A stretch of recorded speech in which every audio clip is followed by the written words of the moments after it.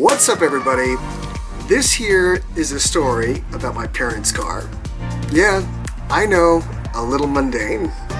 There's no frills here, no crazy plot line, just me changing the battery out of a shabby 1991 Plymouth Colt, and might I add, the beater with which I learned to drive stick-on so many years ago. Look at that thing. I don't even know how it's still running. Anyhow, my story begins with my dad and I buying car juice at the local Walmart and taking said juice to my parents' house, which, by the way, is a cluttered little habitat in a town most people have never heard of. Yeah, I know, mundane. Here's me unbolting the terminals from the battery with a crescent wrench because my dad forgot to bring a ratchet when he came over with his toolbox. Here's me miraculously remembering to pull the negative connector first and then the positive connector, just like all the Google searches say to do. Yes, I Googled this afterwards. Here's me unscrewing the thingamajigger that holds the battery down. I think it's called a clamp, maybe? Somebody help me out here. And then here's me leaving because for the last screw I really did need a ratchet, so we left to go get one. After a time, I finally pulled the battery out, only to find that this battery we got was much too small. So we had to head back to the local Walmart. So here's me driving with my dad to the local Walmart. Here's me lugging the battery into a cart. Here's us returning the battery to a guy who, on a scale from 1 to 10, liked his job was probably a 5 3/4.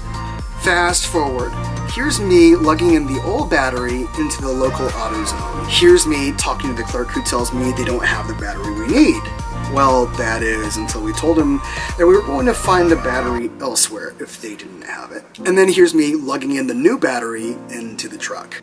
30 minutes later, and into a project that was only supposed to take 20 minutes, I'm a little irked.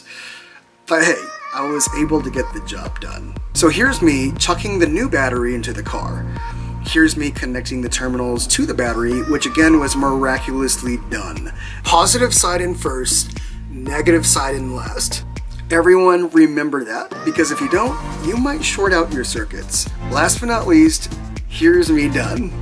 Woo! Good job, Phil.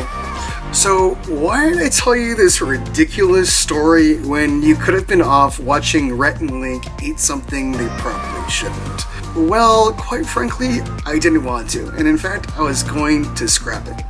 But then I thought to myself, maybe this small story is part of a much larger story. I thought this story was, and this might sound ridiculous, was about love. It was about the dumb, everyday frustrations we go through for our family, about the little things we do to maintain our relationships. You see, this story isn't just about a car, even though really it is. This story is about my dad who had a stroke last year.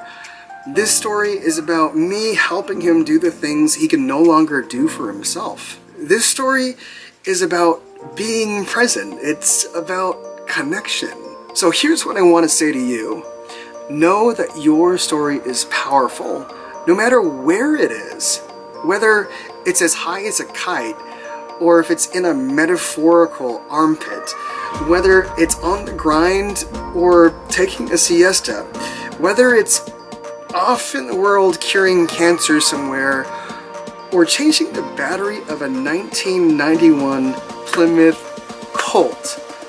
Your story matters, so love it, live it, and tell it.